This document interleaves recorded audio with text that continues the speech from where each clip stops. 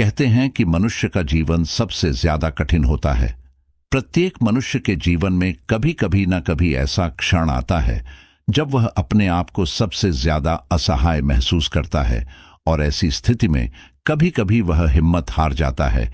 किंतु जीवन मुश्किलों का दूसरा नाम है, और जो व्यक्ति और मुश्किलों से लड़ना सीख जाते हैं उनका जीवन और उनका व्यक्तित्व सबसे ज्यादा बेहतर स्थिति में होता है। जिस प्रकार सोने को अच्छा आकार देने के लिए उसका तपना आवश्यक है, इस प्रकार मनुष्य के व्यक्तित्व को आकार देने के लिए मुश्किलें होती है। व्यक्ति के पास इतनी क्षमता होनी चाहिए कि वह जीवन में खुद अपनी मुश्किलों का सामना कर सके, क्योंकि जो व्यक्ति अकेले अपनी मुश्किलों से लड़ना जानते हैं उनसे ज्यादा मजबूत व्यक्तित्व इस संसार में कोई नहीं होता है। आइए आपको व्यापारी के पुत्र की कहानी सुनाते हैं, जिसका जीवन बर्बाद हो चुका था, किंतु गौतम बुद्ध के वचनों ने उसमें फिर से साहस भर दिया। दोस्तों, गौतम बुद्ध की शिक्षा हर किसी के जीवन को नई दिशा दे सकती है। अगर आप भी इसे मानते हैं तो कमेंट्स में नमो बुद्धाय लिखना मत भूलिए। एक नगर में सुवर्ण नाम का एक व्यापारी रहता था। उसने जीवन भर खूब मेहनत की और ढेर सारा धन कमाया, अपने परिवार को हमेशा सुखी रखा है। सुवर्ण का एकमात्र पुत्र था जिसका नाम मिनाटो था। व्यापारी ने अपने पुत्र को कभी किसी प्रकार की कमी नहीं होने दी। यदि उसके पुत्र मिनाटो को कोई समस्या होती थी तब व्यापारी खुद उस समस्या का समाधान कर देता था। समय के साथ सुवर्ण बूढ़ा हो चला। अब वह बिस्तर से उठ भी नहीं सकता था। इस अवस्था में उसे यदि किसी बात की सबसे ज्यादा चिंता थी तो वह अपने पुत्र मिनाटो की थी। एक दिन व्यापारी ने अपने पुत्र को अपने पास बुलाया और कहा कि मिनाटो, मैं तुम्हारा पिता हूं और आज तक मैंने तुम पर कभी कोई आंच नहीं आने दी, किंतु अब मेरा समय हो चुका है। मैं अब इस दुनिया से जाने वाला हूं, इसलिए मैं तुम्हें जीवन की कुछ सीख देना चाहता हूं। तुमने अपने जीवन में कभी मुश्किलें नहीं देखी। मेरी मृत्यु के पश्चात मेरा सारा व्यापार तुम्हारे हाथों में होगा। तुम इस बात का ध्यान रखना कि कोई अन्य व्यक्ति तुम्हारा फायदा ना उठा सके। तुम सदैव स्वयं को मुश्किलों से लड़ने के लिए सक्षम रखना। इतना कहकर उस व्यापारी की सांसें बंद हो गई और वह मृत्यु को प्राप्त हो गया।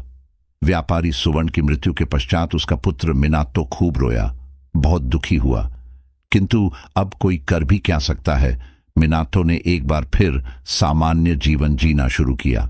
वह व्यापार में रुचि लेता था, किंतु धीरे धीरे करके उसे अपने रुपए पैसों का बहुत अधिक घमंड हो गया। अब वह उन पैसों से मौज मस्ती करने लगा। उसे किसी बात का होश नहीं रहता था। वह दिन रात नशे में डूबा रहता था। एक दिन मिनाटो को पता चला कि नगर के बाहर गरीबों के रहने के लिए एक बहुत बड़ा घर बनाया जा रहा है, और जो भी व्यक्ति उस घर के लिए सबसे बड़ा दान देगा उस घर का नाम उसी व्यक्ति के नाम पर रखा जाएगा। मिनाटो ने सोचा कि धन तो मेरे पास बहुत है, क्यों ना मैं थोड़ी सी प्रसिद्ध भी हासिल कर लूं। वह तुरंत नगर के बाहर पहुंचा और जो समुदाय उस घर का निर्माण कर रहा था उन्हें ढेर सारी स्वर्ण मुद्राएं दी और उनसे कहा कि गरीबों के लिए बनने वाले इस घर का नाम मेरे नाम पर ही रखा जाना चाहिए। ऐसा ही हुआ। उसे गरीब खाने का नाम मिनाटो के नाम पर ही रख दिया गया। मिनाटो जब वहां से वापस आ रहा था तब वह बहुत अधिक घमंड में था। रास्ते में उसे जितने भी गरीब व्यक्ति मिले उसने सबको एक एक लात मारी और कहा कि सड़क पर भीड़ मत लगाओ, वहां पर मेरे नाम का घर बना हुआ है, जाकर वहां पर अपना बसेरा बनाओ। तुम गरीब लोग मेरी आंखों से दूर हो जाओ। मिनाटो अपने घर वापस आ गया। धीरे धीरे करके मिनाटो सारी दौलत नष्ट हो गई। उसके अपने मित्रों और रिश्तेदारों ने उससे खूब पैसे उधार लिए और उसे छोड़कर चले गए। अब वह एकदम अकेला हो चुका था। न तो उसके पास कोई मित्र बचा था, न ही कोई धन दौलत। आज उसे अपने पिता की दी हुई सीख याद आ रही थी। एक दिन मिनाटो को बहुत तेज भूख लगी और उसके पास खाने को कुछ नहीं था। वह भटक रहा था और सोच रहा था कि काश कोई उसे एक रोटी दे दे।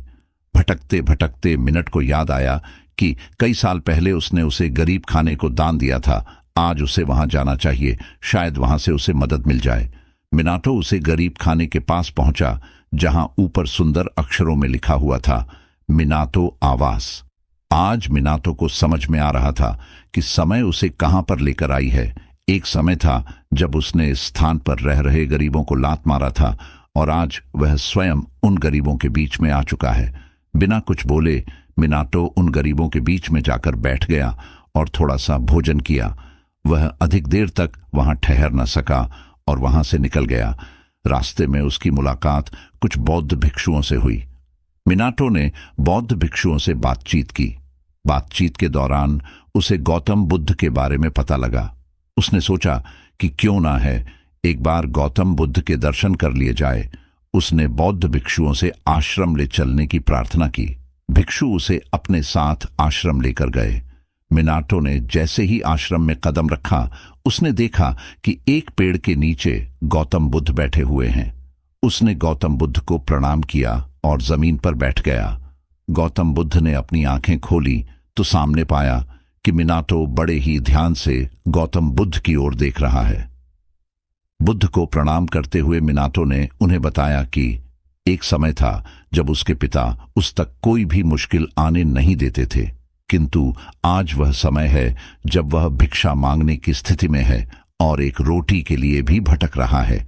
मिनातो ने कहा कि वह अपने जीवन से हार चुका है। उसे कुछ समझ नहीं आ रहा है कि अब क्या करें। उसके पास अपना जीवन समाप्त करने के अलावा और कोई विकल्प नहीं है। गौतम बुद्ध मुस्कुराए और बोले, मृत्यु तो सरल उपाय है। साहसी तो हुए हैं जो सभी मुश्किलों को पार करते हुए अपना जीवन जी रहे हैं।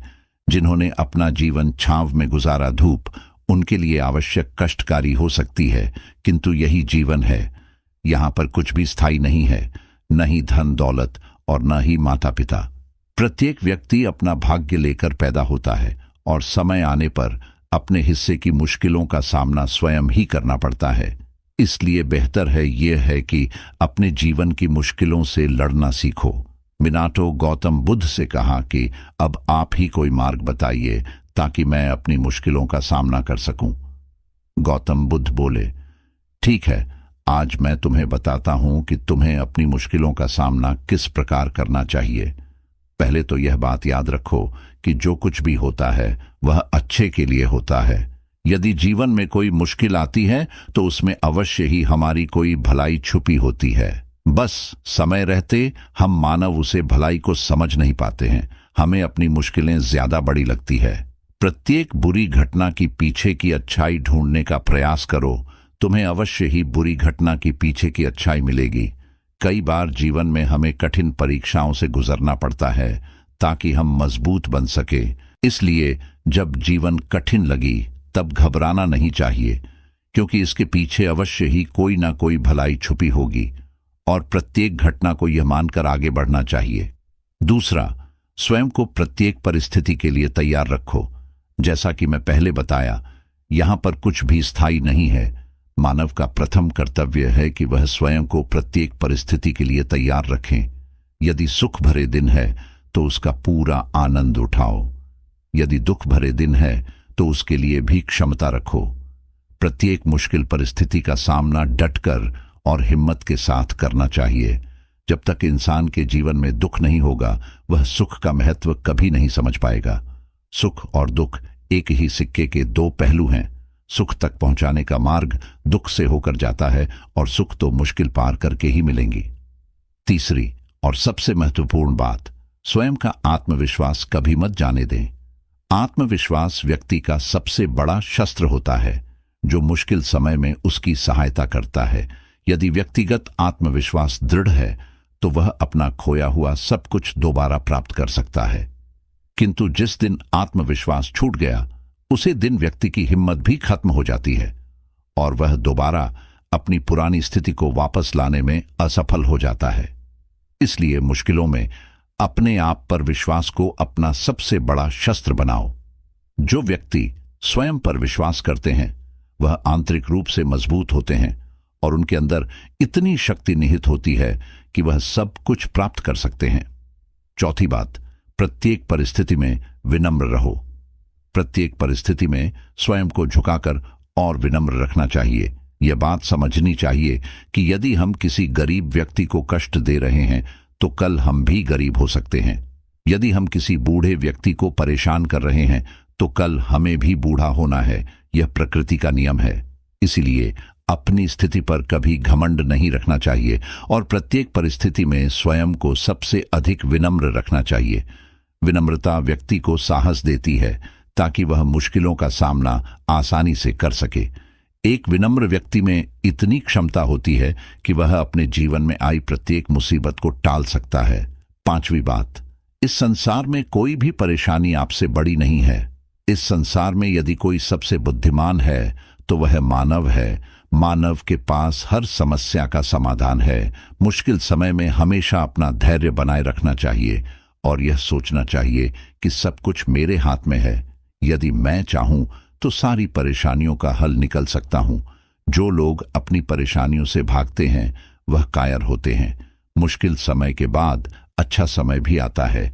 यदि व्यक्ति अपना धैर्य खो दे तो वह अच्छे समय तक नहीं पहुंच पाता है।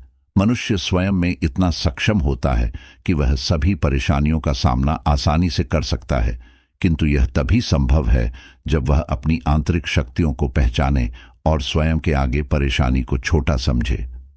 6ठी बात, धैर्य बनाए रखना। सुख और दुख जीवन का हिस्सा होते हैं, लेकिन विशेष बात यह है कि जिस व्यक्ति के अंदर जितना अधिक धैर्य होता है वह उतनी ही आसानी से अपने जीवन की मुश्किलों को पार कर पाता है। एक धैर्यवान व्यक्ति अपने मुश्किल जीवन को भी आसान बना सकता है, जबकि धैर्य न रखने वाले व्यक्ति आसान जीवन को भी मुश्किल बनाकर जीते हैं। जिस प्रकार रात्रि सदा के लिए नहीं होती है और न ही दिन सदा के लिए होता है, प्रत्येक रात्रि के बाद दिन और दिन के बाद रात्रि का कार्यक्रम चलता रहता है। इस प्रकार मनुष्य के जीवन में भी क्रम अनुसार सुख दुख चलते रहते हैं। मिनाटो, तुम्हें भी धैर्य रखना चाहिए और अपने जीवन को फिर से शुरू करने का प्रयास करना चाहिए। इस प्रकार गौतम बुद्ध ने मिनाटो को मुश्किलों से लड़ने के लिए उपाय बताए और उसके मन में साहस भर दिया। अब समझ चुका था कि उसे अपने जीवन में क्या करना है। उसने गौतम बुद्ध को धन्यवाद दिया और उनसे वादा किया कि अब वह अपने जीवन में मुश्किलों से कभी नहीं डरेगा और डटकर उनका सामना करेगा। धन्यवाद। उम्मीद करते हैं कि आपको यह वीडियो पसंद आई होगी। इस वीडियो को लाइक और चैनल को सब्सक्राइब जरूर करें।